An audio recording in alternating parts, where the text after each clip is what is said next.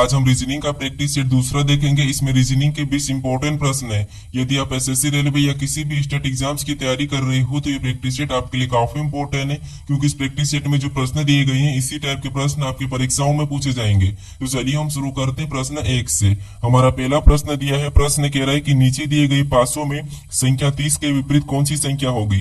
यानी हमें यहाँ पर दो पासे दिए हैं, इनमें संख्या 30 के विपरीत कौन सी संख्या होगी ये हमें बताना है। तो जब भी आपको दो पासे दिए जाएंगे तो सबसे पहले आपको क्या करना है, उन दो पासों में कॉमन संख्या देखना है। यहाँ पर अगर हम कॉमन संख्या देखते हैं तो यहाँ पर हमें 50 और 60 दोनों पासों में कॉमन संख्या देखने को मिल रही है। तो जब भी पासों में डबल कॉमन संख्या मिलती है तो वहां पर जो बची हुई संख्या क्या होती है, वो एक दूसरे के विपरीत होती है। तो यहाँ पर हमें किसका विपरीत पूछा है, तो यहाँ पर हमें 30 का विपरीत पूछा है। 30 का विपरीत यहाँ पर क्या है, 70 है। तो हमारा ऑप्शन नंबर यहाँ पर बी वाला सही जवाब हो जाएगा। ठीक है, अब चलिए हम बढ़ते हैं प्रश्न 2 पे। अब दूसरे नंबर का प्रश्न दिया है। प्रश्न कह रहा है कि उस विकल्प का चयन करें जिस प्रकार दूसरी संख्या पहली संख्या से संबंधित है उसी प्रकार चौथी संख्या का संबंध तीसरी संख्या से बताइए। यानी यहाँ पर जिस प्रकार 9 का संबंध 9 से, तो हमें यहाँ पर 5 का बताना है। ये हमारा एनालॉजी का प्रश्न है। हमें सबसे पहले यहाँ पर यह पता करना है कि 9 का संबंध 9 के से, उसी प्रकार हम फिर 5 का बताएंगे। ठीक है, तो यहाँ पर देखिए थोड़ा सा लॉजिक को समझिए। यानी अगर हम यहाँ पर 9 का वर्ग करते हैं तो 9 का वर्ग कितना होता है, तो 9 का वर्ग होता है 81। कितना होता है, 81। अगर हम 81 डिजिट को आपस में जोड़ देंगे तो यहाँ पर कितने हो जाएंगे, तो यहाँ पर 8 और 1 9 हो जाएंगे। ठीक है, और यहाँ पर 9 लिखा है। उसी तरीके से यहाँ पर हम क्या करेंगे, 5 का बताएंगे। तो 5 का वर्ग सबसे पहले करेंगे।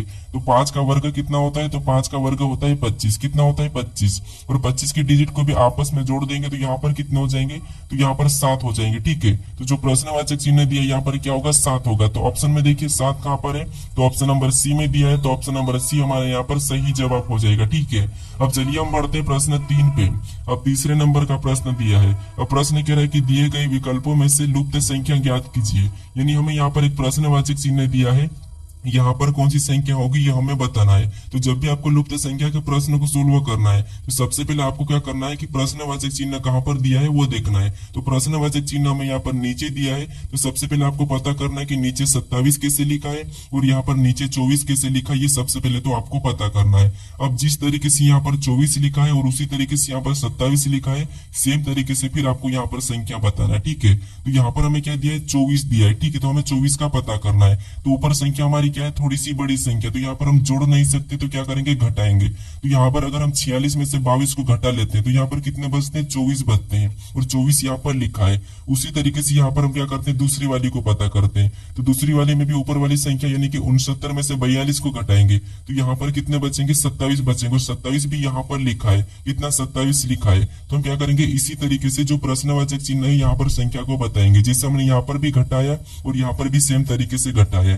तो यहाँ पर भी 79 में से 38 को घटा लेंगे तो यहाँ पर कितने बचेंगे, तो यहाँ पर हमारे बचेंगे 41। तो जो प्रश्नवाचक चिन्ह दिया है यहाँ पर क्या हो जाएगा, 41 हो जाएगा। ठीक है, तो ऑप्शन हमारे यहाँ पर कौन सा वाला, सी वाला सही जवाब हो जाएगा। अब चलिए हम बढ़ते हैं प्रश्न 4 पे।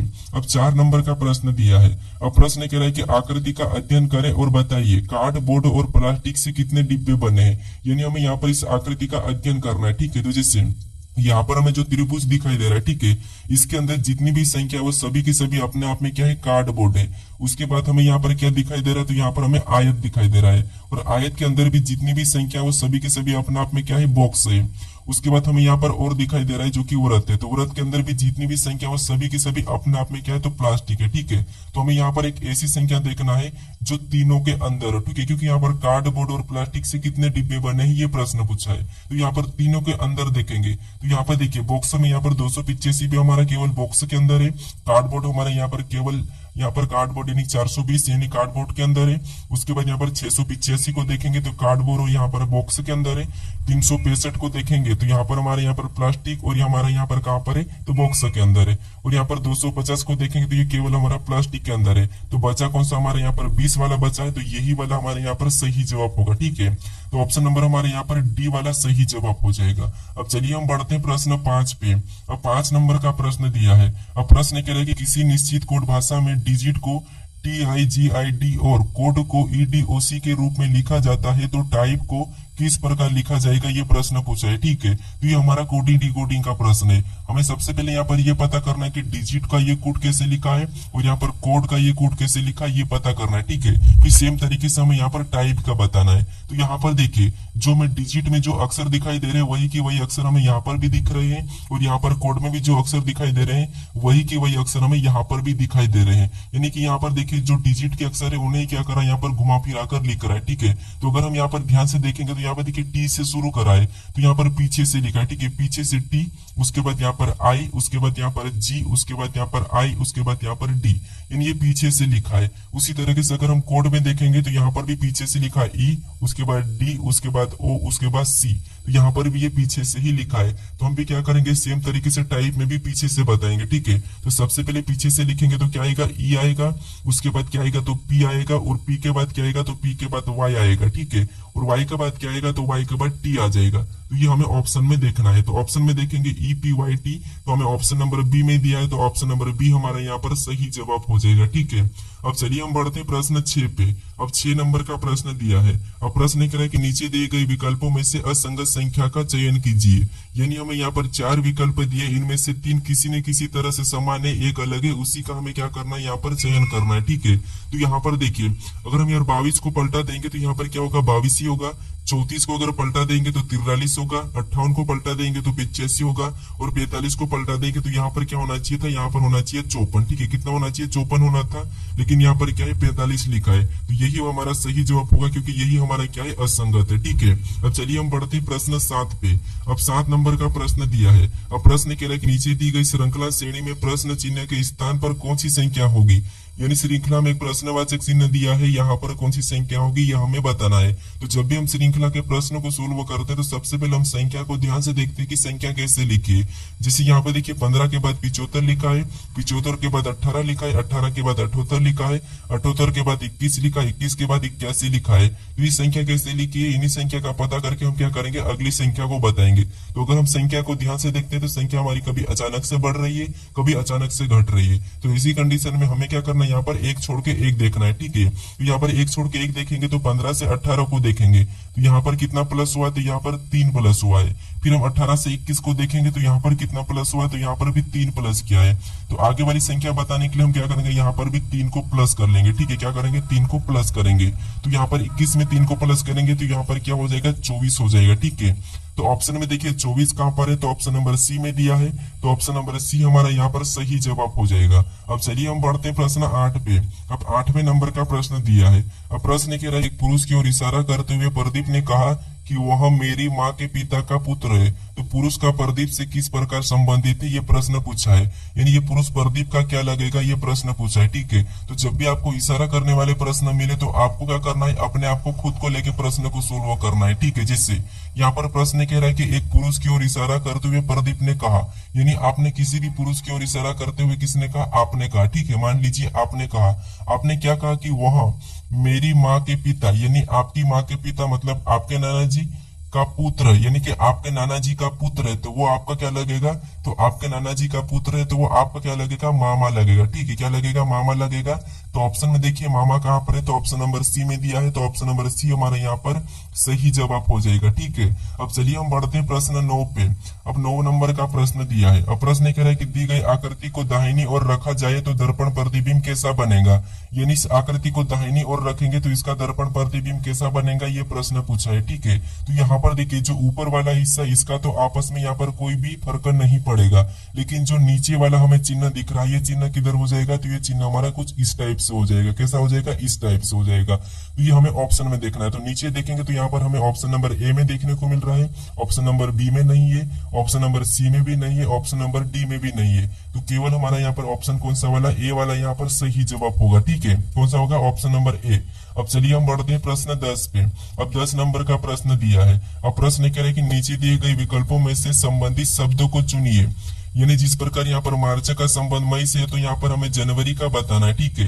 तो ये भी हमारा एनालॉजी का ही प्रश्न है। हमें सबसे पहले यहाँ पर ये पता करना है कि मार्च का संबंध मई से कैसे, उसी प्रकार फिर हम यहाँ पर जनवरी का बताएंगे, ठीक है। तो यहाँ पर देखिए मार्च के बाद कौन सा महीना आता है, तो अप्रैल और फिर मई आता है, यानी कि अप्रैल को छोड़ के यहाँ पर लिखा है मई, तो उसी तरीके से यहाँ पर हम जनवरी के बाद एक महीने को छोड़ के बताएंगे। तो जनवरी के बाद क्या आता है फरवरी, और फरवरी को छोड़ देंगे तो यहाँ पर क्या होना चाहिए, तो यहाँ पर मार्च होना चाहिए। लेकिन मार्च हमारे पास ऑप्शन में नहीं है, तो यहाँ पर हम दूसरे तरीके से प्रश्न को सोल्व करेंगे। अब देखेंगे जैसे यहाँ पर क्या दिया है, मार्च दिया है, तो मार्च कितने दिन का महीना है, तो ये 31 दिन का महीना है, ठीक है। उसी तरीके से यहाँ पर मई कितने दिन का महीना है, तो मई भी हमारा 31 दिन का ही महीना है। इनका आपस में क्या संबंध है, तो ये दोनों 31 दिन के ही महीने हैं। तो उसी तरीके से यहाँ पर देखेंगे तो जनवरी कितने दिन का है, तो जनवरी भी 31 दिन का महीना, ठीक है। तो जो प्रश्नवाचक चिन्ह दिया यहाँ पर वही महीना होना चाहिए जिसका क्या है 31 दिन का हो, ठीक है। तो ये अगर हम ऑप्शन में देखेंगे तो यहाँ पर अप्रैल हमारा 30 दिन का होता तो ये नहीं होगा, दिसंबर हमारा 31 का होता, तो ऑप्शन नंबर हमारे यहाँ पर बी वाला सही जवाब होगा, ठीक है। कौन सा, ऑप्शन नंबर बी। अब चलिए हम बढ़ते प्रश्न 11 पे। अब 11 नंबर का प्रश्न दिया है। अब प्रश्न कह रहा है कि श्याम का पश्चिम की ओर सम्मुख है, वह पहले दाईं और फिर बाईं ओर मुड़ जाता है, तो बताइए अब वह किस दिशा में जा रहा है।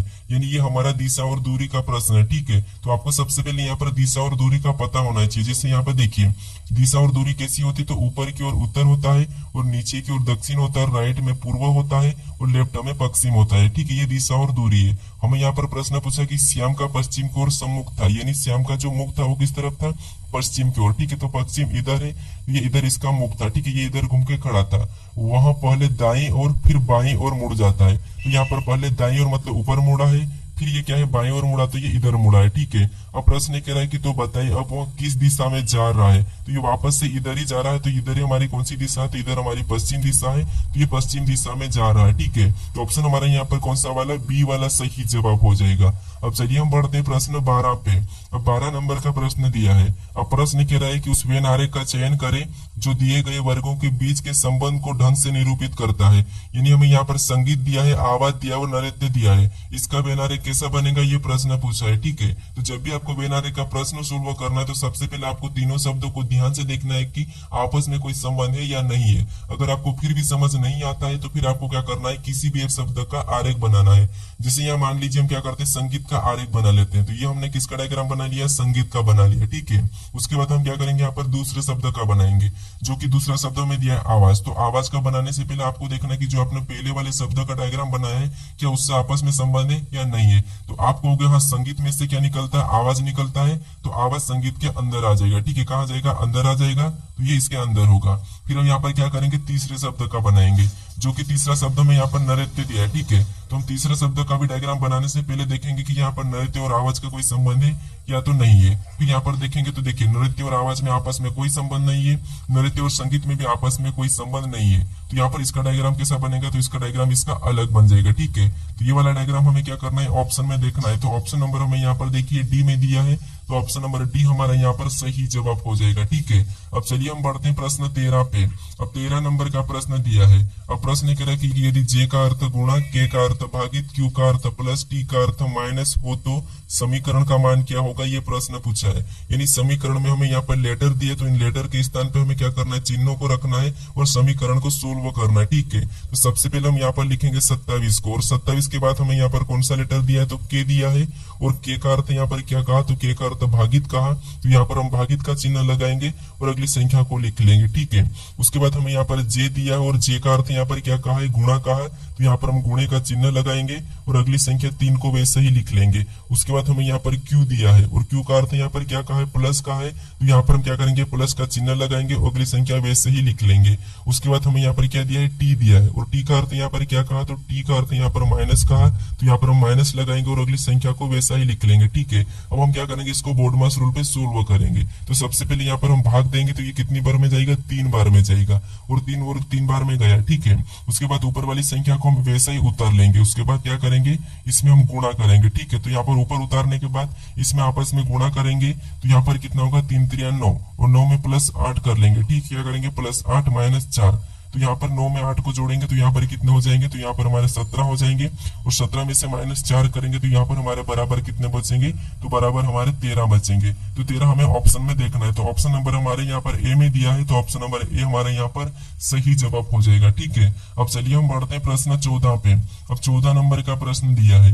अब प्रश्न कह रहा है कि दिए गए प्रश्न में वृत्तों की संख्या बताइए। यहाँ पर आपको क्या करना है, वृत्तों की संख्या कितनी है ये बताना है। तो यहाँ पर हम गिनेंगे। ठीक है, तो यहाँ पर हमें कितनी, यहाँ पर इसमें हमें 3 दिखाई दे रही है, यहाँ पर भी हमें 3 दिखाई दे रहे हैं, यहाँ पर भी हमें 3 दिखाई दे रहे हैं, यहाँ पर भी हमें 3 दिखाई दे रहे हैं, यहाँ पर भी हमें 3 दिखाई दे रहे हैं। ठीक है, तो 3 3 6, 6 3 9, 9 3 12, 3 15। तो यहाँ पर कितने हैं, तो यहाँ पर हमारे 15 है। ठीक है, कितने वृत्तों की संख्या है, तो 15 है। तो 15 हमारा ऑप्शन नंबर यहाँ पर कौन सा वाला, डी वाला सही जवाब हो जाएगा। ठीक है, अब चलिए हम बढ़ते हैं प्रश्न 15 पे। अब 15 नंबर का प्रश्न दिया है। अब प्रश्न करें कि 2 दिन में घड़ी की सुइयां कितनी बार एक दूसरे के साथ होगी।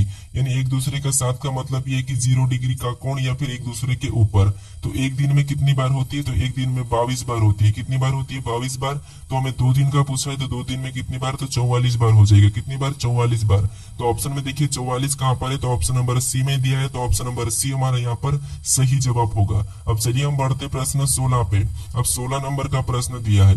अब प्रश्न कह रहा है कि दिए गए कागज को मोड़ा और काटा जाता है तो उसे खोलने पर कैसा दिखाई देगा, ये प्रश्न पूछा है। ठीक है, तो ये हमारा पेपर कटिंग फोल्डिंग का प्रश्न है। हमें यहाँ पर दिखाई गई चिन्ह के अनुसार मोड़ना है। ठीक है, तो यहाँ पर हमें क्या दिया है, तो यहाँ पर वी और यहाँ पर एक चिन्ह ऐसा लगा हुआ है। ठीक है, इसको क्या करना है, सबसे पहले यहाँ पर कागज को नीचे की ओर मोड़ना है। अगर हम इसको नीचे की ओर मोड़ेंगे तो ये वाला क्या हो जाएगा, तो ये वाला सामने से इस टाइप से बनेगा। ठीक है, कैसा बनेगा, इस टाइप से। फिर हम यहाँ पर इस साइड मोड़ेंगे। ठीक है, इस चिन्ह के आधार पर अगर इधर मोड़ेंगे तो इस आकृति को फिर हम इधर मोड़ेंगे। ठीक है, तो ये कैसा बनेगा, तो यहाँ पर तो ये वाला सेम बनेगा और ये चिन्ह भी वैसा ही लगेगा, और नीचे से भी ये सेम बनेगा, तो यहाँ पर भी ये चिन्ह ऐसा लगेगा।